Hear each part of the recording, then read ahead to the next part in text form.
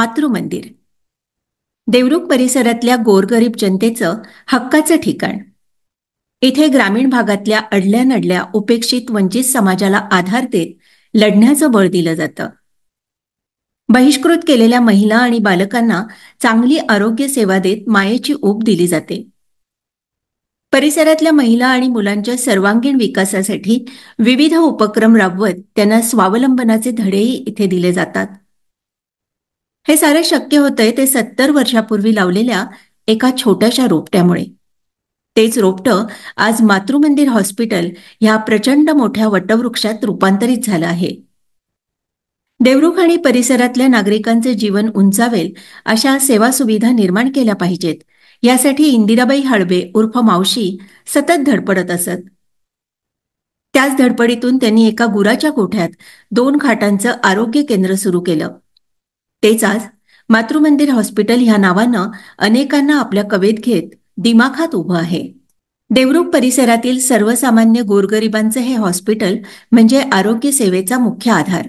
आरोग्य सेवेबरोबरच अनाथ मुलांसाठी गोकुळ, बालक मंदिर, महिलांना स्वतःच्या पायावर उभं राहण्यासाठी सहकार्य करणारे अनेक उपक्रम, शेती मार्गदर्शन, अनाथांना कौशल्यावर आधारित शिक्षण देणारं ITI प्रशिक्षण केंद्र असे अनेक उपक्रम सुरू करून एक नवी उद्यमशील, सुसंस्कारित आणि सुदृढ स्वावलंबी पिढी उभारण्याच्या कार्यात साऱ्यांची गुंतवणूक करण्याचं महत्कार्य मावशी या नावाभोवती फिरत राहतं.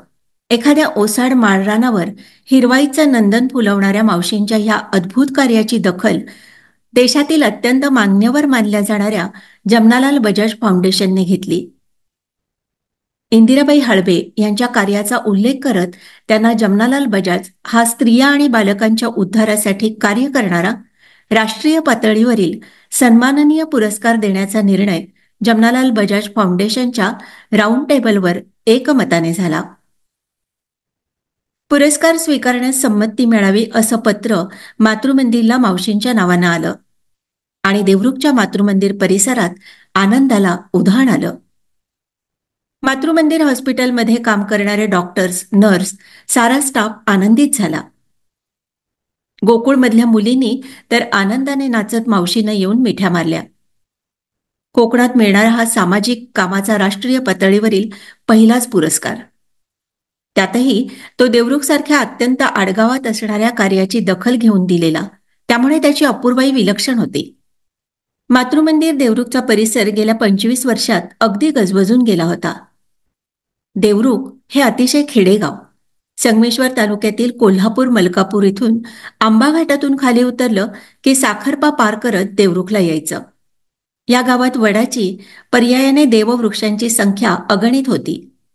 सगळे रस्ते आणि वाटा या वड अर्थात देववृक्षांनी झाकोळलेल्या असत. कदाचित म्हणूनच या गावाला देवरुख नाव असावं. मुबलक पाणी आणि सह्याद्रीच्या खोऱ्यात आणि तरीही उंच पठारावर असणारं हे रानोमाळ पसरलेलं गाव.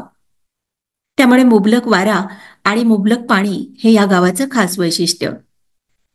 सह्याद्रीच्या डोंगर रांगांना जवळ असणाऱ्या पठारावरील प्रदेशामुळे इथे सदैव शीतल वाऱ्याची झुळूक वातावरणातील आल्हाददायकता अधिकच वृद्धिंगत करते.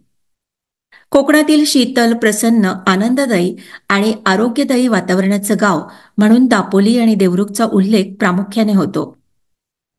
पूर्वी आजारपणात मुंबईकर मंडळी खास या गावात हवापालटासाठी येत असत. गावात शिक्षणाची सुविधा देणारी अत्युत्तम शाळा अगदी ब्रिटिश काळापासूनची.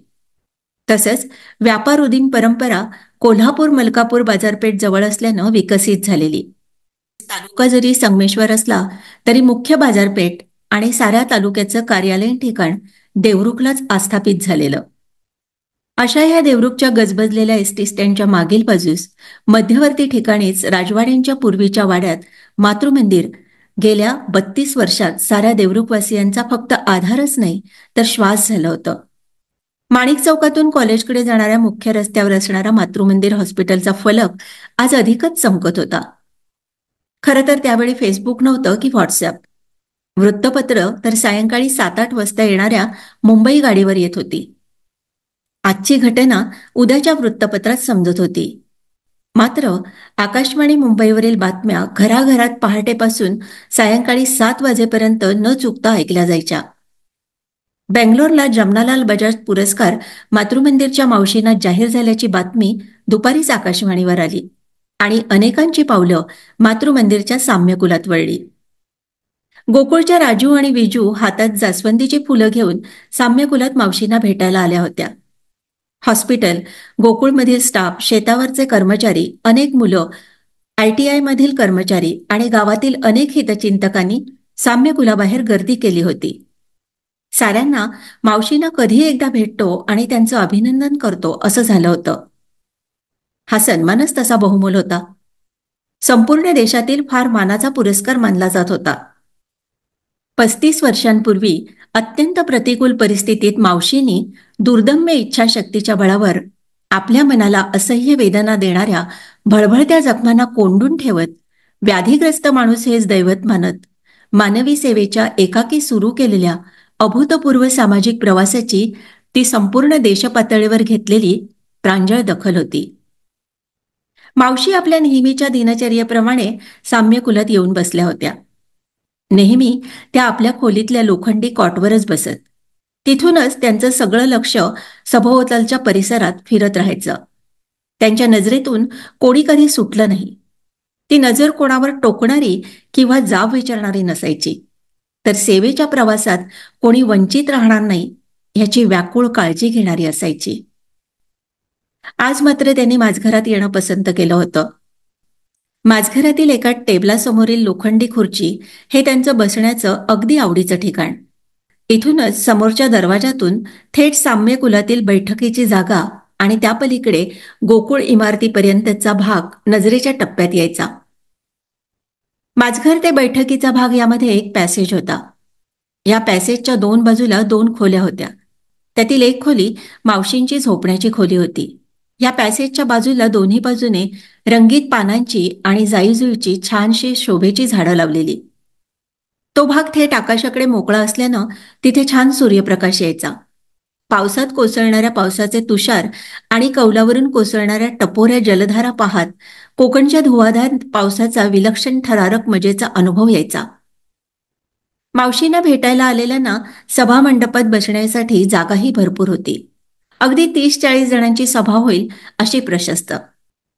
डावीकडच्या दरवाजातून थेट रस्ता दिसतो अगदी प्रवेशद्वारापर्यंत. मातृमंदिर हॉस्पिटलमध्ये आलेले पेशंट, ॲडमिट झालेल्या पेशंटचे नातेवाईक समोरच्या फणसाच्या झाडाजवळ चौथऱ्यावर बसलेले, तर काही आवळ्याच्या आणि चिकूच्या झाडाभोवती गर्दी करून उभे असलेले दिसत राहायचे. इथे बसून मावशी त्यांचे चेहरे न्याहाळायच्या. एखाद्या नातेवाईकाला पेशंटचं बिल भरण्यासाठी अथवा त्याला चहा आणून देण्यासाठीही पैसे नसायचे. हे त्या चेहऱ्यांवरील भाव मावशी इतक्या लांबून अचूक हेरायच्या आणि त्या नातेवाईकाला बोलावणं पाठवायच्या, त्याला आधार द्यायच्या. पेशंटला वेळ पडली तर चहा जेवण साम्यकुलातील सगळ्यांच्या जेवणातून दिलं जायचं. आजारपणाने खंगलेले त्रासलेले पेशंट आणि त्यांचे नातेवाईक आभार मानत परतायचे, ते एक देवरूपी प्रतिमा घेऊनच. असा रोजचा उपकार परोपकाराचा नकळत खेळ सुरूच राहायचा आणि शेकडो हजारो बिनओळखीचे चेहरे मावशींच्या या निरागस प्रेमळ परोपकारी चेहऱ्यात आपल्या मनीचा देव शोधत नतमस्तक होत घरी परतायचे. ह्यात माळी, साळी, महार, चांभार, हिंदू, मुस्लिम, अगदी कोणाही जातीपंथाचा धर्माचा चेहरा कधी निसटला नाही की कोणी ओळखलाही नाही. खऱ्या अर्थाने खरा तो एकची धर्म जगाला प्रेम अर्पावे, जगी जे दीन अतिपतित कुणाना व्यर्थ हिणवावे, या साने गुरुजींच्या काव्याचा वास्तव अनुभवच या भूतलावर साक्षात रूप घेऊन वावरत होता. मावशींचं व्यक्तिमत्वच निर्झर, निरागस, पारदर्शक, जणू समईतील मंद ज्योतीप्रमाणे पूजनीय. पाहताच एक प्रचंड आदर मनातून जणू ओसंडून वाहत असल्याची जाणीव देणारं. प्रत्येकजण आदराने त्यांच्यासमोर नतमस्तक होत असे. एक अद्भुत जादू त्यांच्या अस्तित्वातच होती. त्यांचं साम्यकुलात प्रवेशणं, तिथे बसणं, बोलणं म्हणजे ती वास्तूच जणू आदरयुक्त भक्तिभावाने संमोहित होऊन डुलू लागे. स्वच्छ सफेद नऊवारी साडीचा पहिराव, एक असीम शीतलता वातावरणात पसरत राही. तेजस्वी गौरकांती, त्यावरील स्नेहभाव, आपुलकी आणि आदराने स्वागत करणारे स्मित वातावरणात सोनचाफ्याचा सुगंध घेऊन येत असे. आलेल्या प्रत्येकाचं मनापासून स्नेहपूर्ण स्वागत करतानाच त्यांची एक डोळा बारीक करत झरझरती सूक्ष्म नजर परिसरातील स्वच्छतेचे किनारे टिपत राही. यातून काही खटकणारं जाणवलं तर कोठेही आदेश, सूचना, तक्रारीचा सूर न निघता त्या स्वतः उठत आणि ते काम करत. आजही त्यांचा मूड तोच होता. बजाज पुरस्काराच्या बातमीने साऱ्या मातृमंदिर आणि देवरुख परिसरात आनंदाचं उधाण आलं होतं. मात्र मावशींचा चेहरा अगदी निरागस, निश्चल, शांत, कार्यमग्न. त्यांच्यासमोर स्टीलची छोटी परात होती. त्यातील टपोऱ्या रसरशीत अबोलीचं एक एक फूल सुईने ओवत त्याचे वळसे माळण्याचं त्यांचं काम त्यांचे हात नकळत संथपणे करत होते. मन मात्र विविध तरंगांच्या लहरीनं व्यापलं असावं. अचल शून्यात गुंतल्यागत. आपल्या चष्मा मध्येच सावरत त्या अबोलीचा गजरा ओतानाच येणाऱ्याच्या हाती सकाळीच केलेली गाजराची वडी देण्यास सांगत होत्या. मात्र त्यात नेहमीची सहजता नव्हती. काहीतरी हरवल्याची एक नाजूक किनार त्या प्रत्येक शब्दामागील हळूवार कंपनातून व्यक्त होत होती. डॉक्टर आणि अनेक मंडळी साम्यकुलात आली होती. डॉक्टरांच्या हाती फुलांचा गुच्छ होता. मंडळी मावशींना भेटण्यासाठी माझघरात गेली. डॉक्टर आणि त्यांच्या स्टाफला समोर पाहून मावशींनी मान वर करत स्मितहास्य करत विचारलं, अरे, साऱ्यांचं एकदम काय काम निघालं असं? तिकडे त्या तानी झगडेची डिलिव्हरी झाली का? कालपासून ती फारच अस्वस्थ आहे. आणि डॉक्टर, तुम्ही साऱ्यांना घेऊन इकडे आलात? मावशी, तानीची डिलिव्हरी होईल, अगदी नॅचरल, काही काळजी करण्यासारखं नाही.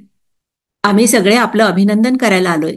आत्ताच आम्हाला समजलं आपल्याला देशातील आंतरराष्ट्रीय पातळीवरचा फार मानाचा जमनालाल बजाज पुरस्कार जाहीर झालाय. हा तर आमचा सारांचा सन्मान आहे. मला कोल्हापूर, नागपूर आणि मुंबईपासून फोन येत आहेत. आपण आम्हा साऱ्यांना आपलं अभिष्ट चिंतन करण्याची संधी द्या.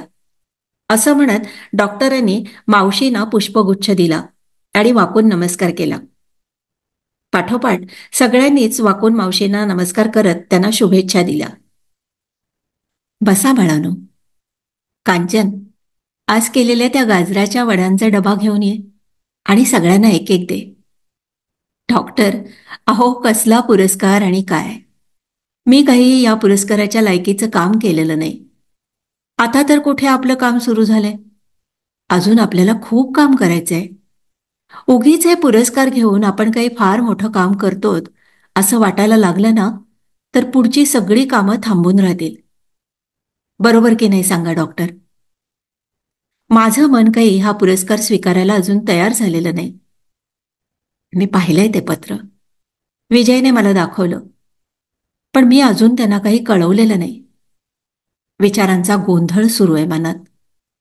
मात्र हा जो काही पुरस्कार जाहीर झाला त्यात माझं काहीच नाही.